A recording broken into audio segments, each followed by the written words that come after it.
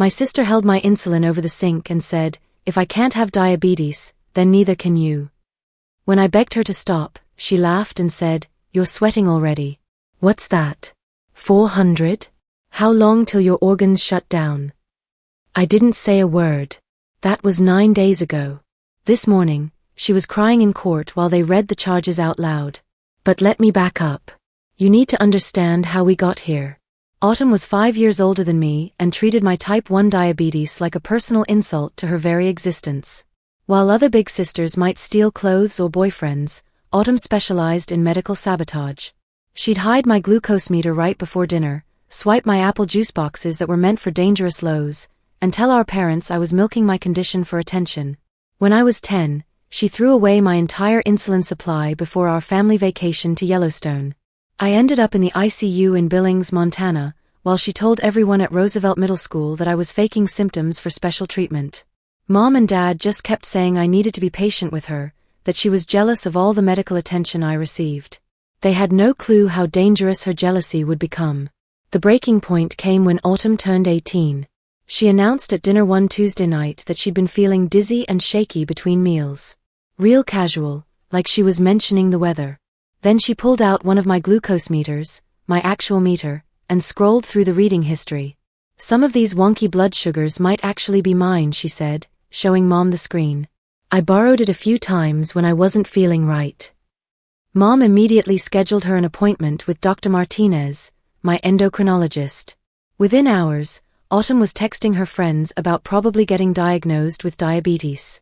She'd studied me for years, learning every symptom like lines for a Broadway audition.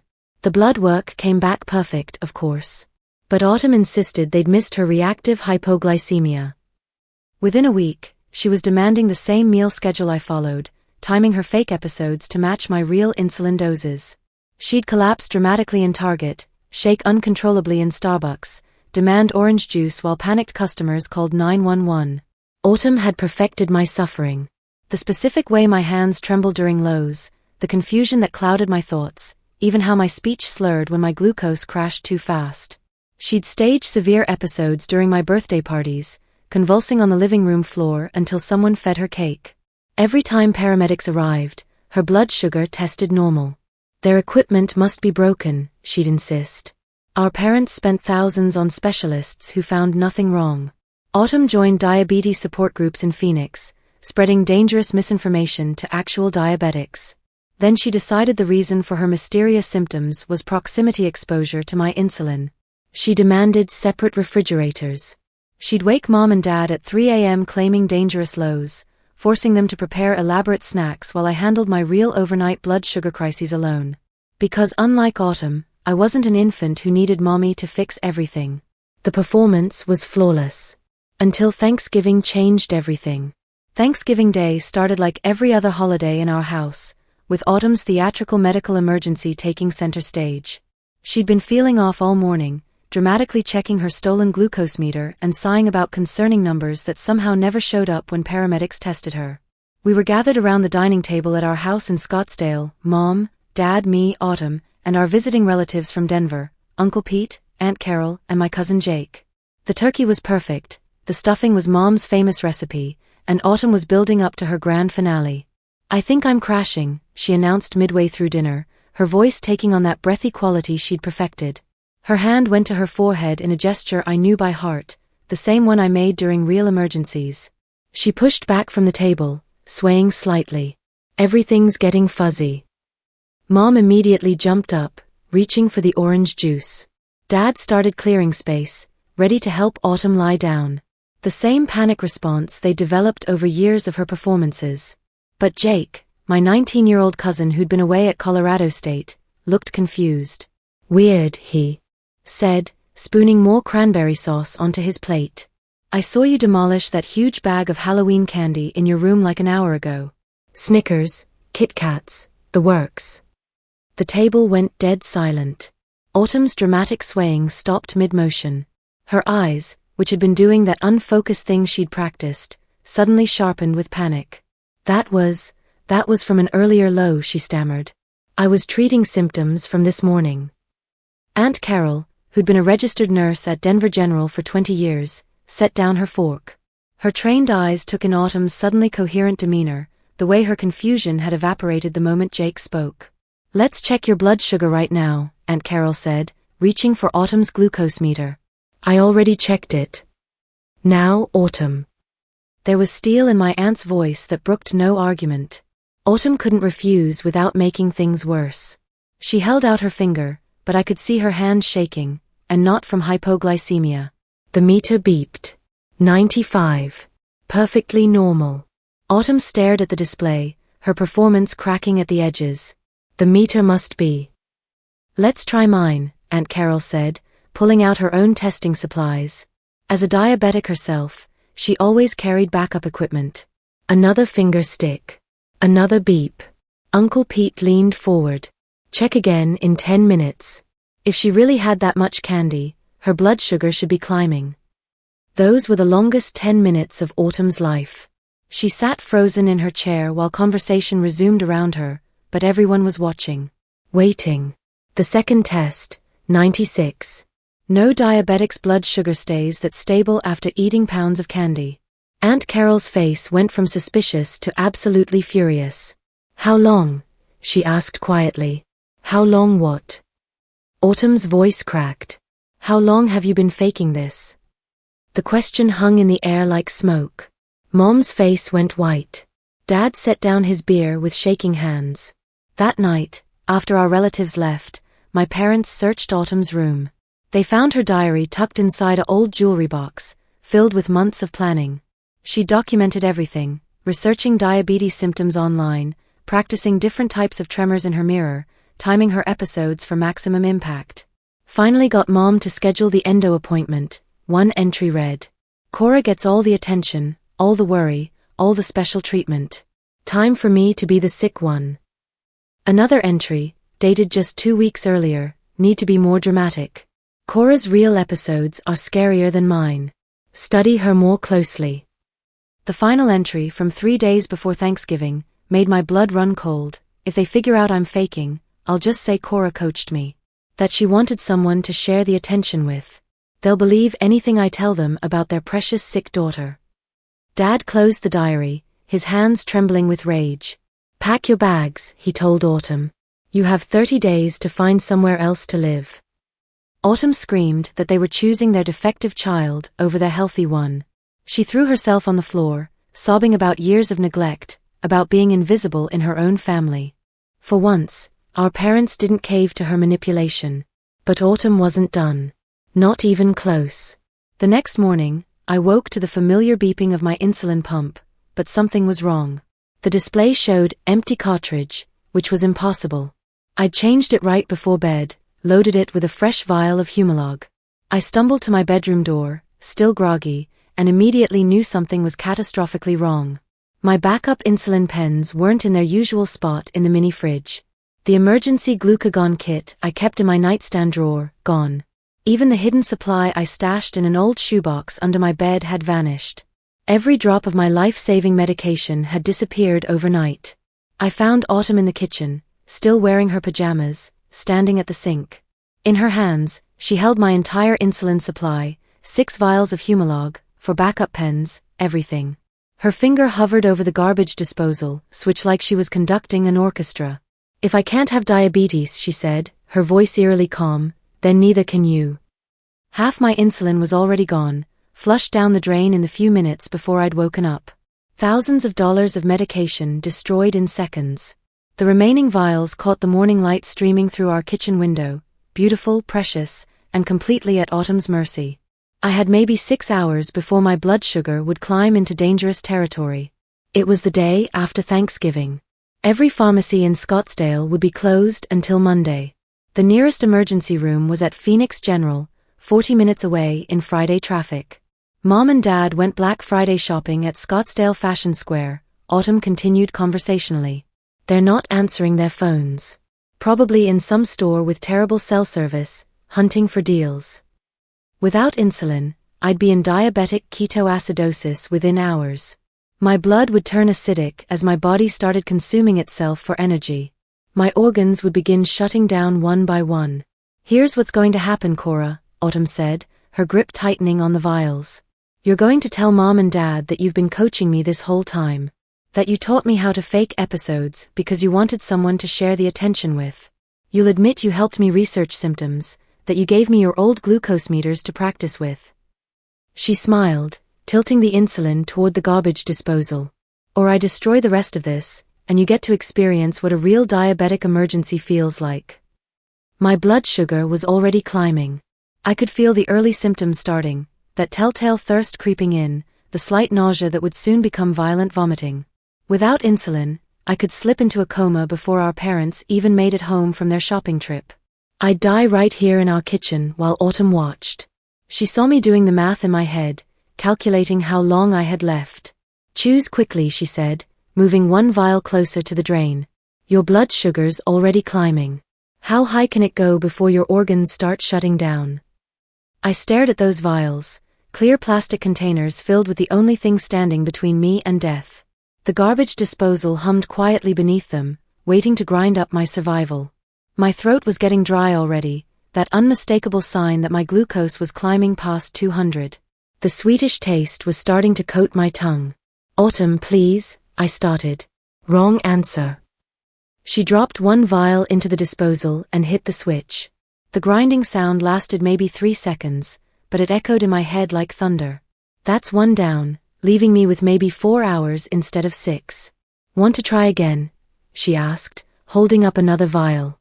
My hands started shaking, not from low blood sugar this time, but from pure adrenaline mixing with rising glucose levels.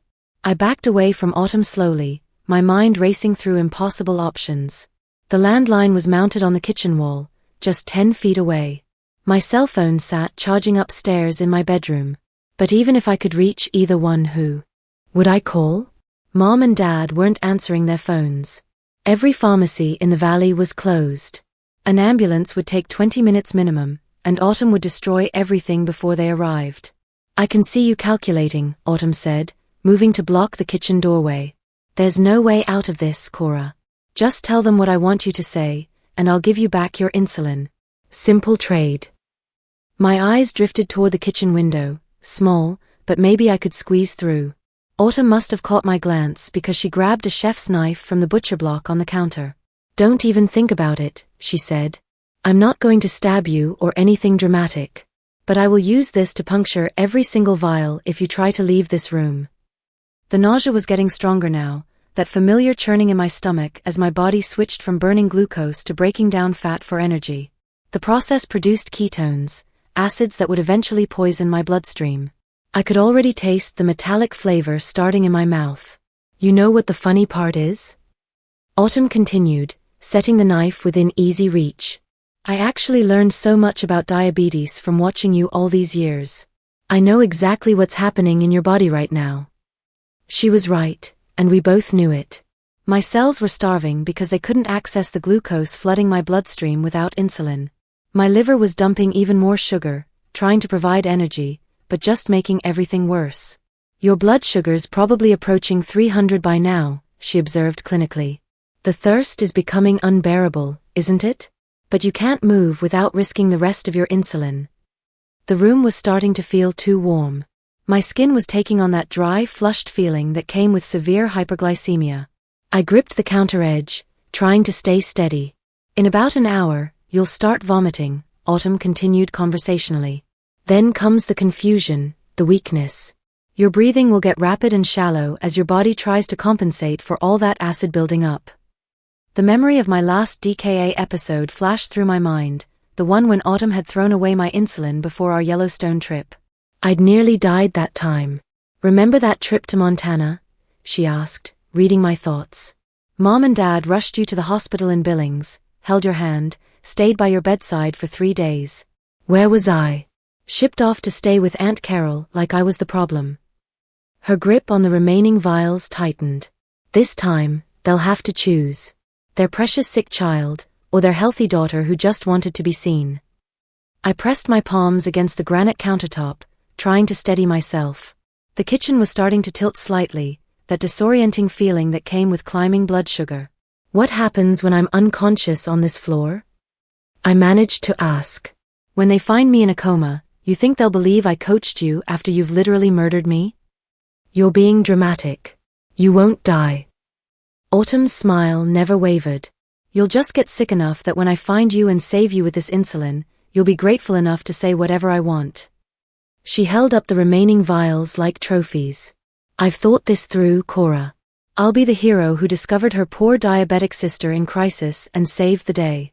Finally, I'll be the one taking care of you instead of the other way around. My vision was starting to blur at the edges, not enough to be dangerous yet, but enough to know I was running out of time fast. My tongue felt thick and sticky, like I'd been eating cotton. That's what happens when your blood sugar climbs past 350. Your body starts shutting down non-essential functions to conserve what little energy it can access. You want some water?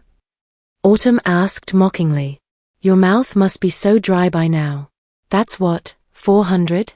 How high does your meter even read before it just says, error? I didn't answer. I was trying to remember if there was any insulin anywhere else in our house. Sometimes I left old pens in jacket pockets, but Autumn had been thorough. She must have searched every inch while I was sleeping. You know what I hated most about growing up with you? Autumn continued her monologue. The way everyone always asked about you first. How's Cora doing? Is her blood sugar okay? Does she need anything? Like I didn't exist unless it was in relation to your disease. The room tilted slightly. I gripped the counter harder, feeling my legs getting shaky. Not the hypoglycemic shakiness I knew so well, this was different. Weaker.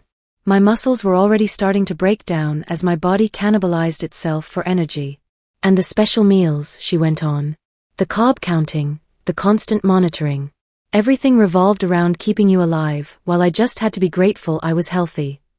She laughed bitterly. Do you know how invisible that makes you feel? Watching your parents panic over every number on your glucose meter while your straight A's at Desert Vista High meant nothing. I wanted to argue, to tell her she was wrong, but my energy was fading. The ketones were building faster now. My breathing was getting heavier, my body working overtime to expel the acid through my lungs. Just then, the doorbell rang. We both froze. Autumn's eyes went wide with panic. She hadn't expected anyone. Through the kitchen window, I could see a familiar figure on our front porch, Mrs. Chen, our elderly neighbor from across the street. She held a covered dish and was pressing our doorbell again. Autumn had to answer or risk suspicion. She quickly shoved the insulin vials into her pajama pocket and pointed the knife at me, a silent warning to stay quiet. Stay right there, she hissed. One word and these vials go down the drain. She composed herself and walked to the front door. I heard muffled conversation, something about leftover pumpkin pie from yesterday, working on the holiday weekend. Autumn's voice sounded artificially cheerful, thanking Mrs. Chun for thinking of us. The door closed. Her footsteps returned, quick and agitated. She found me trying to crawl toward the living room, toward the landline phone. I'd made it maybe 3 feet before my arms gave out. The exertion had made my vision go white. You little, she grabbed my ankle and dragged me back to the kitchen. The movement made everything spin violently.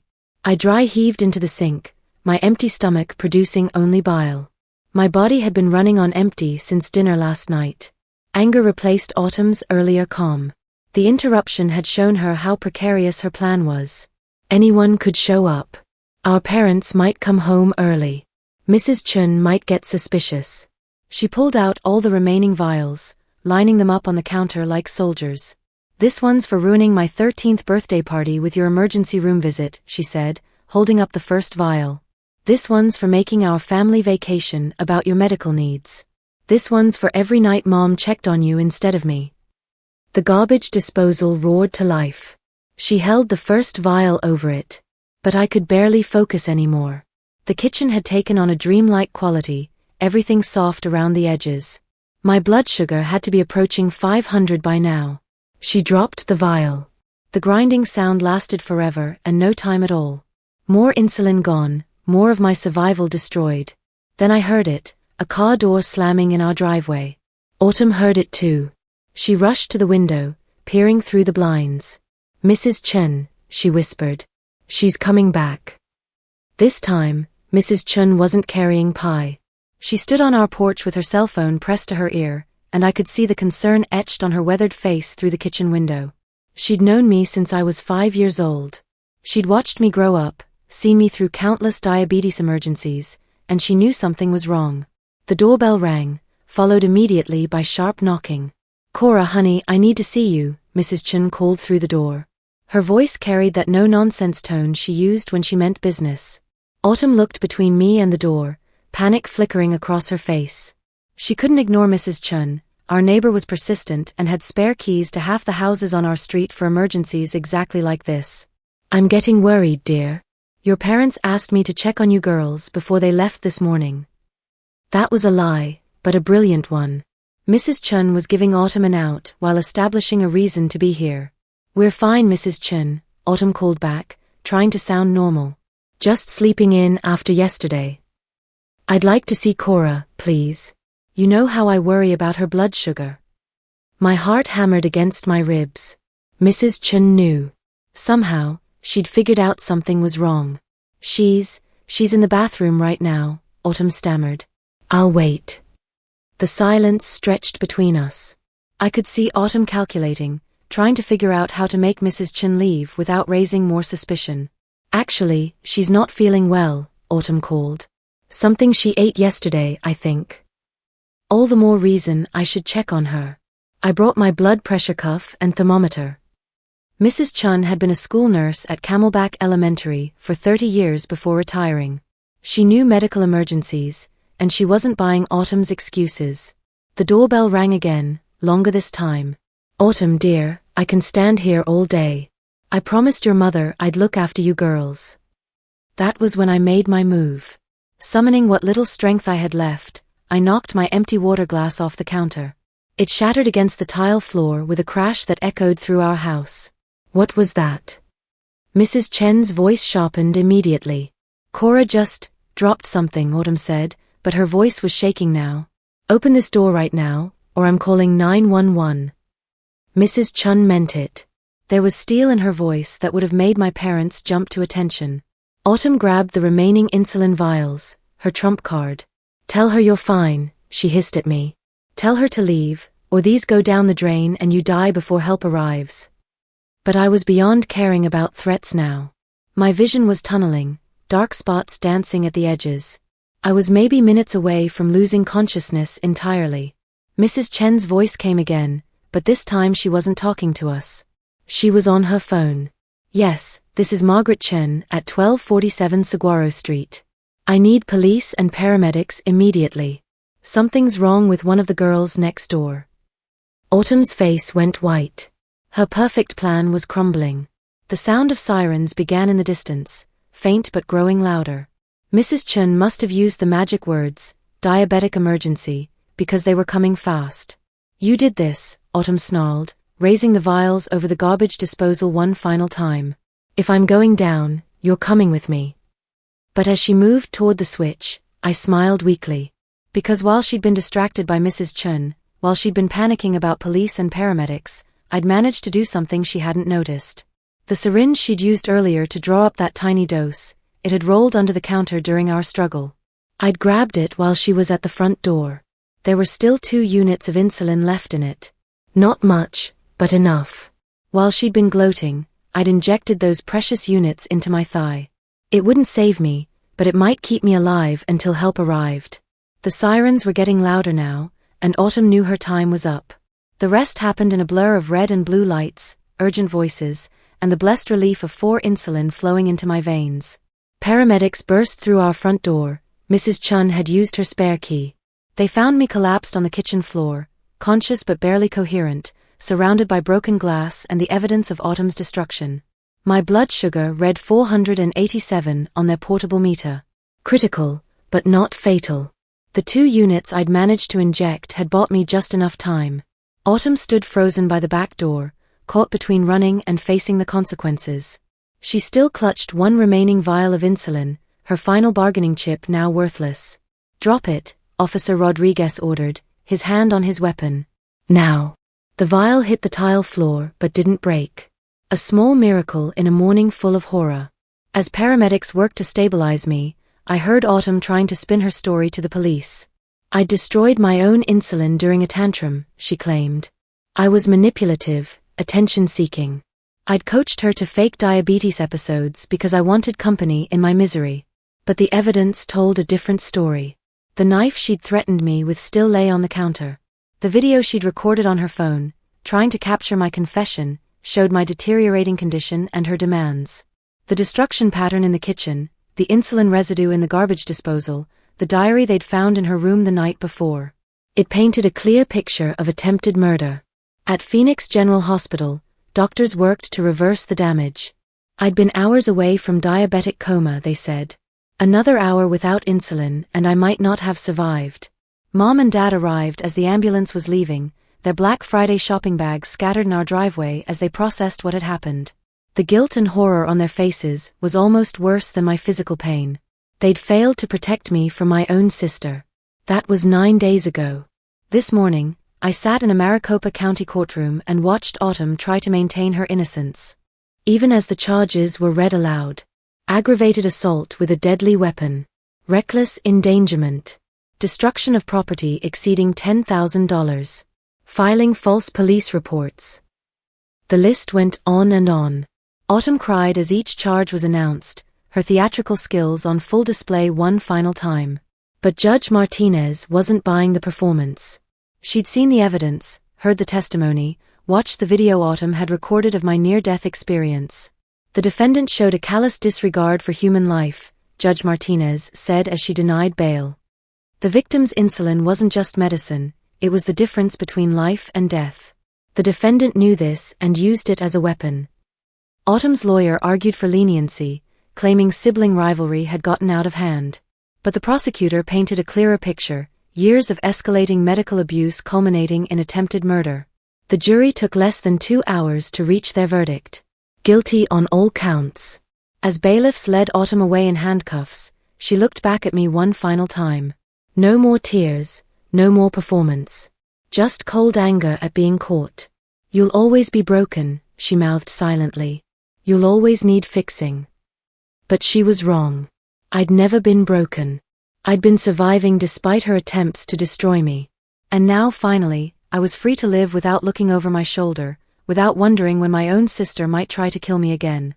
The insulin pump on my belt hummed quietly, a sound that used to trigger anxiety but now brought comfort. My blood sugar was perfect, my supplies were secure, and Autumn was facing 15 to 25 years in state prison. Justice, as it turned out, was sweeter than any candy she'd ever stolen from my emergency stash. Outside the courthouse, Mrs. Chun waited with my parents.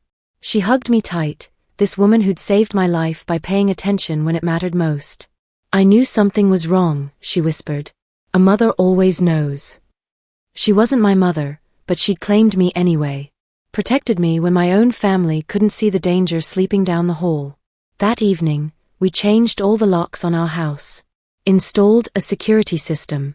Created new hiding spots for my insulin supply. But mostly, we learned to trust again. To believe that morning would come without crisis, that my medical supplies would still be there when I needed them. Autumn's shadow had lifted from our family at last. And for the first time in years, I could breathe easy.